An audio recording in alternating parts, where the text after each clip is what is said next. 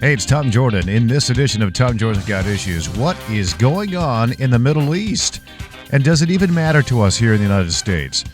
My guest not only believes it matters, but that these new peace deals that are actively going into effect have been in the works, he says, for thousands of years. And they're pretty impactful. And there is significant relevance to what's happening in the United States right now. And we better pay attention, he says. All that and more in this edition of Tom Jordan's Got Issues. You thought you had issues? You've been shot at in a train wreck. I love my country. Wait until you hear this. I required that as a requirement. 1600 Pennsylvania Avenue. Yeah. She calls you a liar. This is, I gotta shake it up. I can't lie about facts. Tom Jordan? Great to be with you, Tom. You don't strike me as someone who's clutching your pearls. Major issues there. I don't have pearls. Tom Jordan's Got Issues. Well, here's an issue to ponder.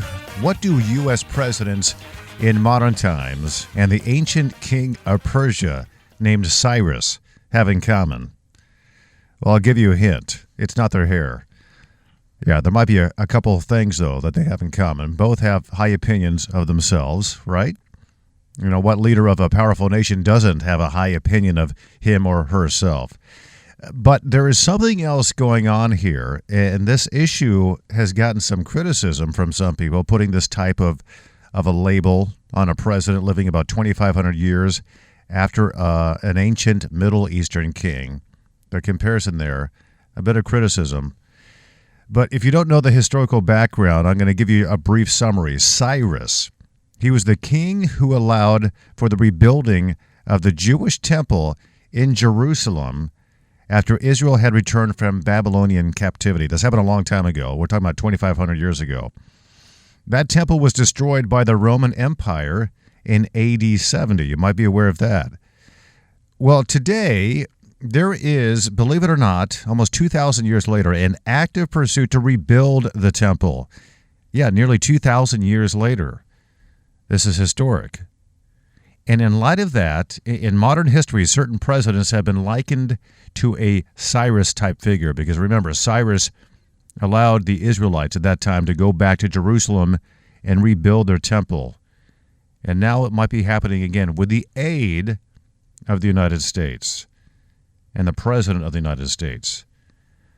Yeah, in fact, there's different presidents who have had this kind of label attached to them. Harry Truman, in fact, he compared himself to Cyrus when he understood the importance of the relationship between the United States and Israel. In fact, Israeli Prime Minister Benjamin Netanyahu has compared Truman and now Donald Trump to Cyrus. The point is that there is a lot happening right now in the Middle East, and it's happening at a very quick pace, and it has huge impacts and definite relevance on the entire world, and particularly the United States. My guest on this edition of the program is the author of an intriguing series based on real events. The series is the Elijah Chronicles. It's the third book of that 5-book series has just been released. That third book is called the Cyrus Mandate, hence the acknowledgement of King Cyrus from Persia. The author of the book and the series is Ray Bentley. He has written many books dealing with issues regarding Israel, the Middle East, and even biblical prophecy. He's also pastor of Maranatha Chapel in San Diego, California. Intriguing conversation today with Ray Bentley. So Ray Bentley, earlier this year, we spoke, you and I did in, I think it was March, about, at that time, the potential signing of a peace deal as Prime Minister Netanyahu. He wanted to build into East Jerusalem at that time. And there were signs that President Trump was orchestrating an agreement. And we talked about that. And we did not know then really what was coming later in 2020. So now we have on the table, we have a signed agreement called the Abraham Accords, normalizing relations between Israel and the United Arab Emirates and Bahrain. And it looks like it's likely that more Arab and Muslim states will follow this. Can you explain the significance of this deal, the Abraham Accords? Well, Tom, what's absolutely incredible is that what the administration has done, the president and Jared Kushner, is basically, let's say since 1967, the famous or infamous Six-Day War, where Israel in 6 days gained the Golan Heights, the West Bank, the Gaza Strip, East Jerusalem. And, from that time now, it's been disputed territory. So every president that has tried to now make peace between Israel and the Palestinians has tried to start there. And I think, 53 years later or whatever it is, this president and Jared Kushner said, look, putting it in football terms, if you ran 1,000 plays and you couldn't gain 1 yard, maybe you call a new play. You know what I mean? Yeah. So they decided, look, we're not going to make any progress going directly at the bottom with peace between Israel and the Palestinians. Why don't we begin making peace with the other larger, broader Arab world that wants to enter into normalization of relationships? So he flipped the script on its head, and it's worked.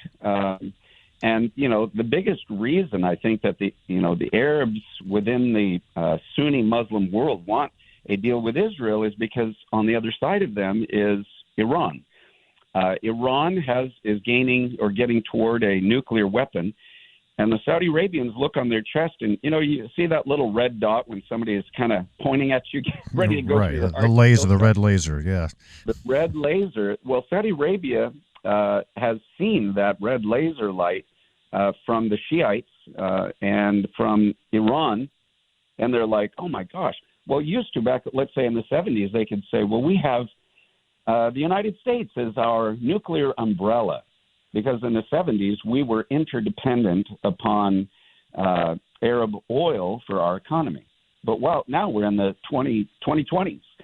And guess what? Today, we are not dependent on one drop of oil from Saudi Arabia or from any other country. We're actually an oil and energy exporter. So all of a sudden, the Arab world is going, whoa, we feel very vulnerable. We see that red dot on us, and we don't know that we can count on the United States to be our nuclear military cover. Where else can we go in this part of the world with maybe another neighbor who has that same red dot against their nation? Hey, it's the Jews. And guess what? We're actually related to them by blood. These are our brothers, our cousins. How? Through Abraham. So that's why this being called the Abraham Accords. I mean, Abraham lived 4,000 years ago. So I believe that what is beginning to develop now may be the most significant event that has literally happened as far as a fulfillment of prophecy going back to the resurrection of Jesus Christ from the dead 2,000 years ago. Well, it's an amazing explanation that you just did, because what is complicated, I think, in a lot of people's minds are the divisions that exist in the Middle East, not just among Israel and the surrounding nations, Jews versus Muslims type of thing, but really the sharp divisions between the different Muslim nations, the Sunnis and the Shiite Muslims, Shias, and you touched on that. There's Iran, there's Turkey, there's Syria, and it's kind of versus the UAE, the Saudi Arabia, Jordan, right. Egypt, those kinds of states. What is going on there between those relationships, between Sunni and the different type of Muslim nations? Yeah.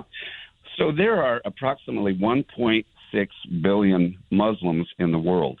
85 to 90% of them would be called Sunni. So that is the main majority family of Muslims, at the top of which would be, of course, Saudi Arabia. They have the two key spiritual holy sites of Mecca and Medina. But then on the other side of within the Muslim world, you have the minority. It's only 10 to maybe 15% of the entire Muslim world that are called Shiites. And their center of gravity is Iran. So what's interesting is, if you were to ask the question, okay, so Iran is trying to get a nuclear weapon, who would be the first target that they would either by threat or by use bring those nuclear weapons against. And a lot of people, when I ask them, their first guess is, oh, Israel. And I go, no, Israel's number 2. They go, America. And I go, no, America would be number 3. And they go, who? I said, Saudi Arabia. And here's the reason, because there's a radical difference of the end times, what's called eschatology between Shia Islam and Sunni Islam. And the Shiites believe they should be in control of the whole Muslim world. Well, and they want to bring a caliphate to the whole world. But how can you bring the whole world under Islam if Islam itself is divided? Therefore, the Shiites have said we first must unite Islam. And that's why, Iran sent drones into Saudi Arabia to destroy oil fields. That's, confirmation that their first target is first Saudi Arabia, to take them over, take over Mecca and Medina, unite the 1.6 billion Muslim world.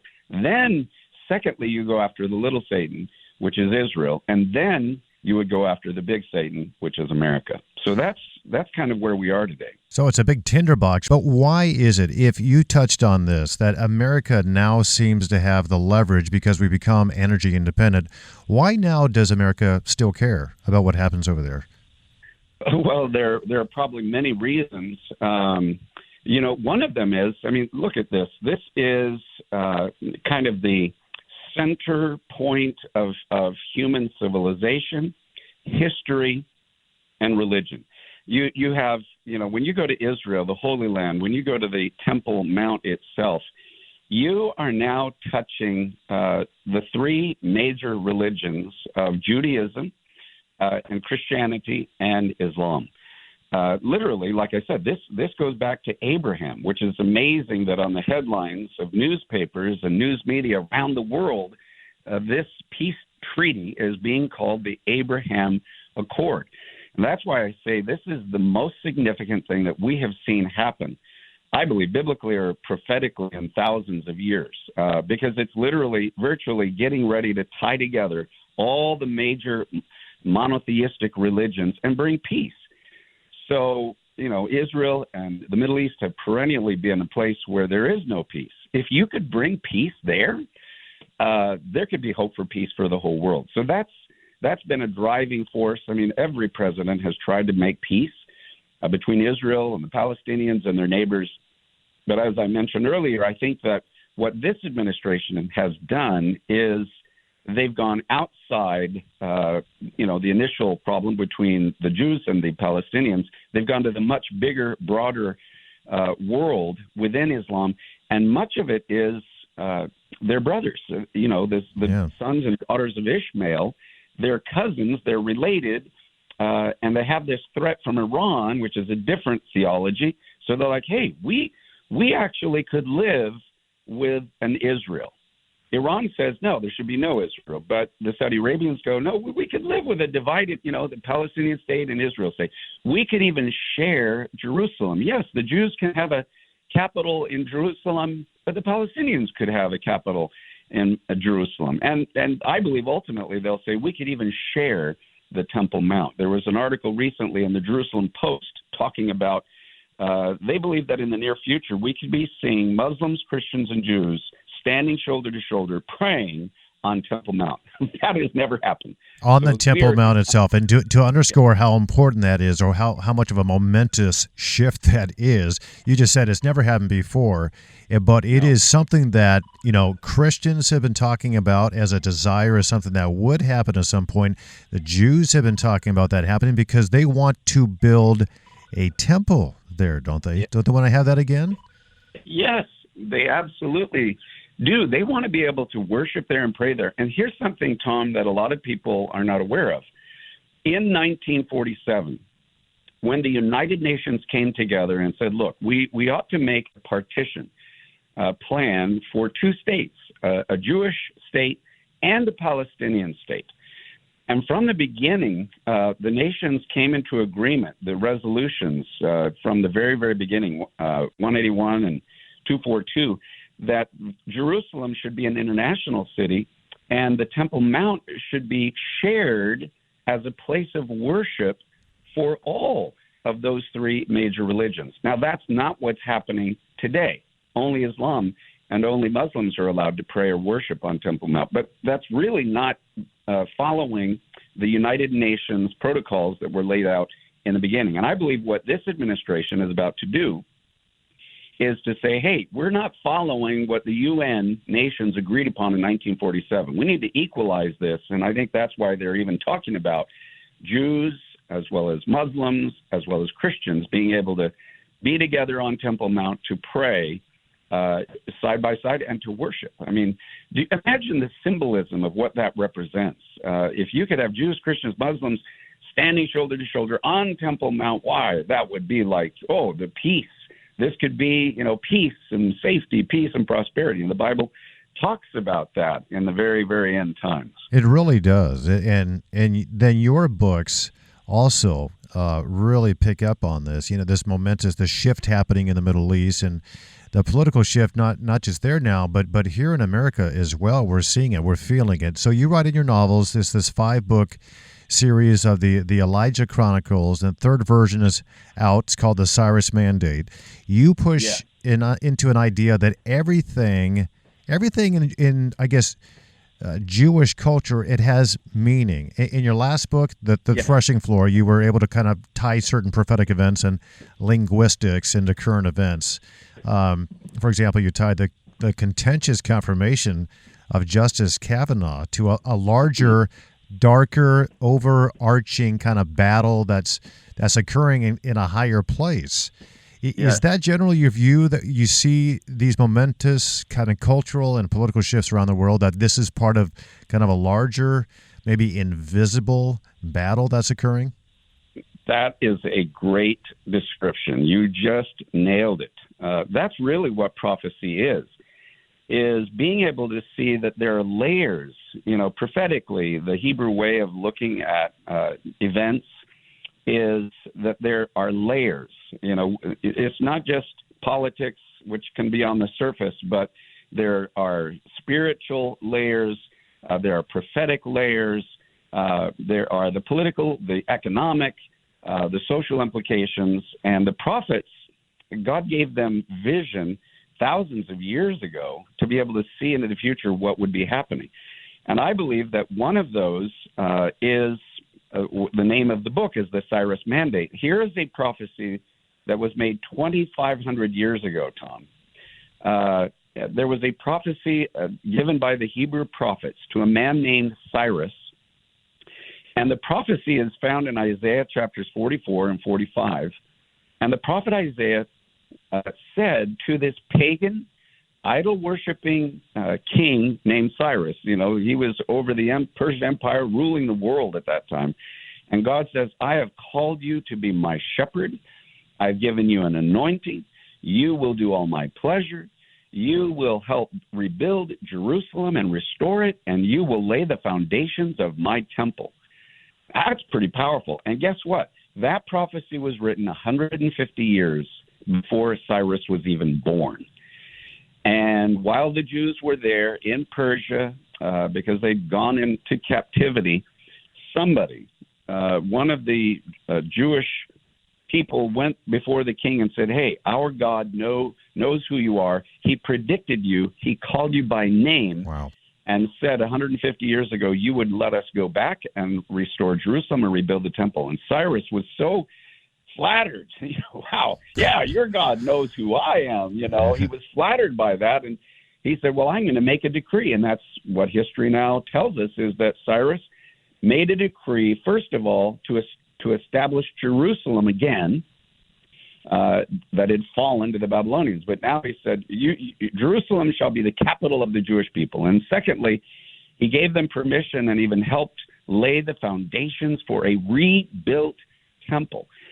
Now, what's fascinating about this Cyrus Mandate is there is today a coin in Israel called the Cyrus coin. I don't know if people are aware of this, but you can go online and Google it or whatever your search engine.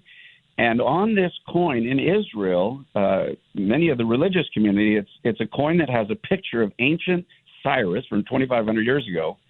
And right next to it is a picture of the President of the United States side by side.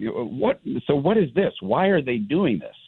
Because they believe that our president at this time is a modern Cyrus, because the first thing he did when he came into office was, we're moving the embassy of the United States of America from Tel Aviv to Jerusalem, the recognized capital of the Jewish people.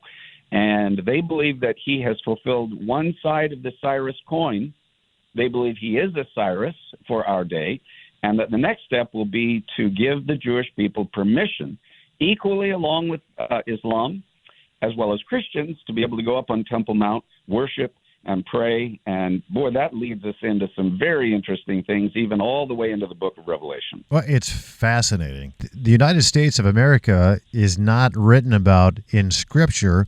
Is it possible then, you see this coin that you touched on, the president on one side, Cyrus, is it possible that this is where the United States falls in to the prophetic timeline in this role? Yes.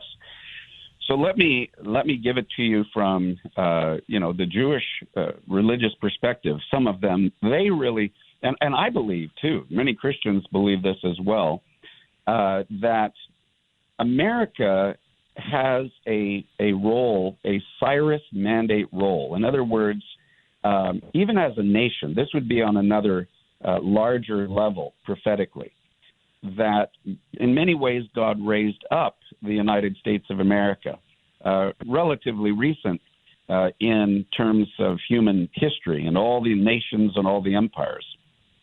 And one of the purposes for which God raised up America was to be the strongest, the biggest politically, militarily, power, empire, if you will, on the earth, and then to help give rebirth to the nation of Israel that was destroyed in 70 A.D., and the Jewish people dispersed from ancient Israel to the four corners of the earth. And, of course, the ancient Hebrew prophet Ezekiel in chapter 37 gave a prophecy, again, 2,500 years ago, that in the latter years, in the latter days, right before the great day of the Lord, he saw a vision of all these dead, dry, white, bleached bones sticking up out of the sand. And God asks Ezekiel, can these bones live? And Ezekiel said, Lord, you know. And then he said, now speak to the bones, prophesy to the bones, command them to come together, which Ezekiel does. And you have all of these bones begin to reconnect, stand up as skeletal, statues, if you will, and then they get covered with skin and with flesh. This is all in a prophetic vision. And here he sees this huge, massive valley with all these dead people that have come alive. And then he doesn't even, have to guess as to what this means, because God interprets his own vision that he gave to the prophet Ezekiel. This is the whole house of Israel in the latter days. So that prophecy that, the dry bones coming together really, literally became fulfilled in 1948, just 3 years after World War II, after the Holocaust, where Hitler almost destroyed, his goal was to destroy every living Jew and kill them on the earth. He killed 6 million of them. And how ironic that 3 years later, the nation of Israel, not only the Jewish people survived, but the Jewish nation was born in 1948. And the first nation to speak and give voice and a vote for a partition for the new Israel was none other than Harry Truman, the president at that time of the United States of America. And we have stood with them from the birth of that nation, the last 70 plus years. Israel and America are side by side. The biblical roots, of course, of Abraham, Isaac, Jacob, and so we're together in this all the way to the end. So, yeah, I believe the Cyrus Mandate, on one level, can be an individual. On a larger level, it could be the entire country of the United States of America. Oh, remarkable. Your books, these are novels. but they're based on a number of things. They're based on history, historical fact. You touch a lot on the books. The characters do. There's Bet. There's Jack, an American who becomes a Christian. He's Jewish. He's got his grandmother, Dodie, who's very involved in the founding, the refounding of the state of Israel. And it's all based on both historical fact and prophecy. What you believe the scriptures say are going to happen maybe in the near future. I believe, well, Tom, let me put it another way. I believe it's happening right now. I believe it's unfolding literally before our very eyes. And so, I mean, there's so many things, that we could talk about that are fascinating. That it's all these biblical things, prophetic things that are embedded into this fascinating story with Jack and Bet and all the intrigue that's going on. Very current and fresh. The Abraham Accord is in there. The Qumran treasures are there. I don't know if people know, but the Copper Scroll, the very area where they found the Dead Sea Scrolls back in 1947, they found over 900 scrolls that were some of them more than 2,000 years old, that validate the scriptures. They've almost got the entire document, a scroll of Isaiah, which is on display in Israel in a museum there. And one of them that they found, 900 plus, but they found one that was in copper.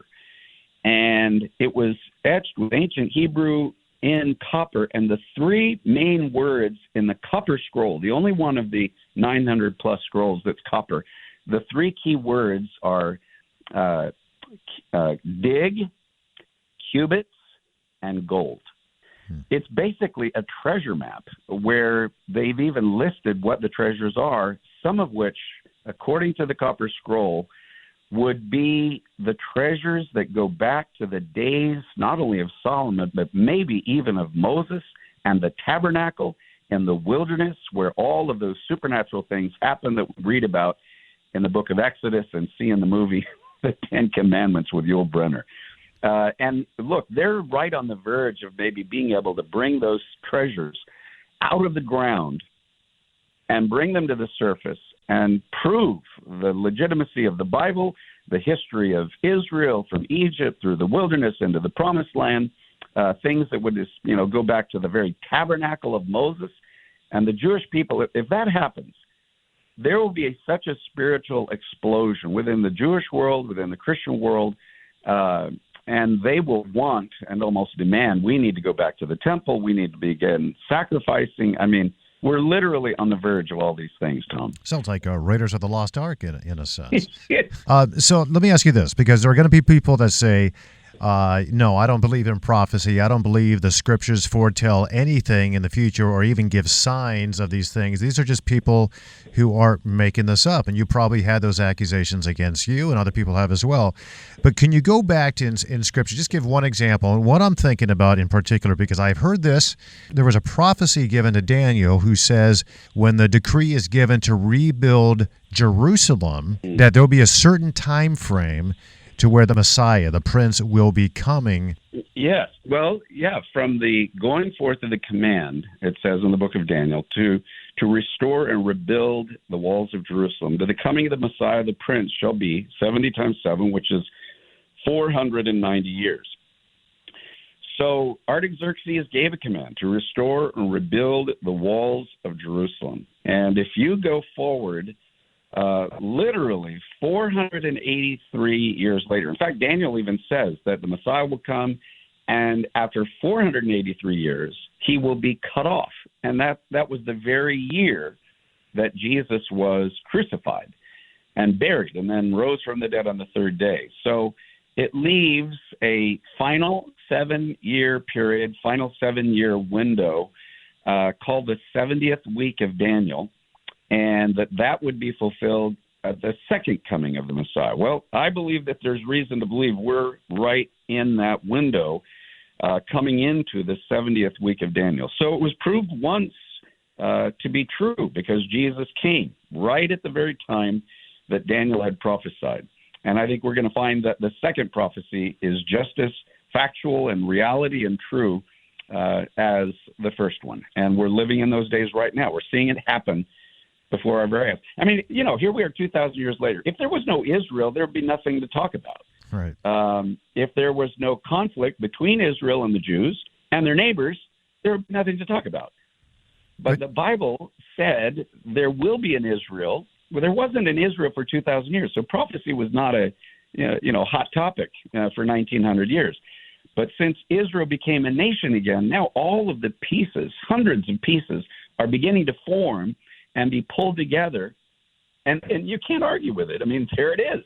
And now that they're making a peace treaty, Daniel chapter 9, verse 27 says that they will make a peace treaty for 1 week, a covenant with many for 1 week. And that's what I believe we're seeing here with this peace agreement that's happening between Israel and beginning with the United Arab Emirates, Bahrain, and now 9-10 other countries have lined up saying we want to be part of this peace treaty as well. Who would have thought? We would not even thought that at the beginning of this year that it would go to this length. In fact, when we spoke again at the beginning of this year, we knew something was coming, or you did, and now here we are, and so much has already happened. The name of the book is The Cyrus Mandate, is the third book in the Elijah Chronicles series. There's going to be 5 of these novels by Ray Bentley, and it's just an impressive series. I've really enjoyed reading these books, and I look forward to continue to read more of them. Where can people get the books?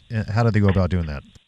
It's available on Amazon. Go to Amazon.com, put in The Cyrus Mandate by Ray Bentley. And by the way, also written with Bodie Taney and her husband Brock Taney. Now, Bodie and Brock are fantastic storytellers, writers. They've written some 70 historic novels about Israel and the Jewish people. They've sold some 35 million copies. And just a few years ago, we got together and said, hey, they'd never done a series on modern times, on modern Jewish Israeli things. And so we got together and I put in the prophecy piece. They're the storytellers. Bodie is the great, story writer. She tells a fantastic story. And then Brock is a researcher. And you put those 3 elements together, and man, it is a powerful, powerful story. What a team. Well, congratulations, and I wish you all the best on the latest outing. Again, it's the Cyrus Mandate with the Elijah Chronicles. The author, part of a 3-team authorship of the book, is Pastor Ray Bentley of Maranatha Chapel in San Diego, California. Ray, thank you so much. My pleasure, Tom. I can't wait to see what happens next and talk more soon. Hey, my thanks to Ray Bentley, of course. The book is called The Cyrus Mandate. It's available at Amazon and other retailers. You can learn more about this if you want to do some more research on the book and even purchase it there at raybentley.com, raybentley.com. I would love your thoughts, by the way. You can find me on Twitter at @TomJordanNews. You can also find me on Facebook, Tom Jordan's Got Issues. That's right. Or you can just find my Tom Jordan page or go to WWJ's Facebook page as well. Don't forget to listen to WWJ News Radio 950 every weekday morning with Roberta, Jacina, and me from 5 to 10 a.m. and the entire morning crew, Monday through Friday, on WWJ News Radio 950. Also at radio.com. You can find the program there as well. I'm Tom Jordan, and I got issues.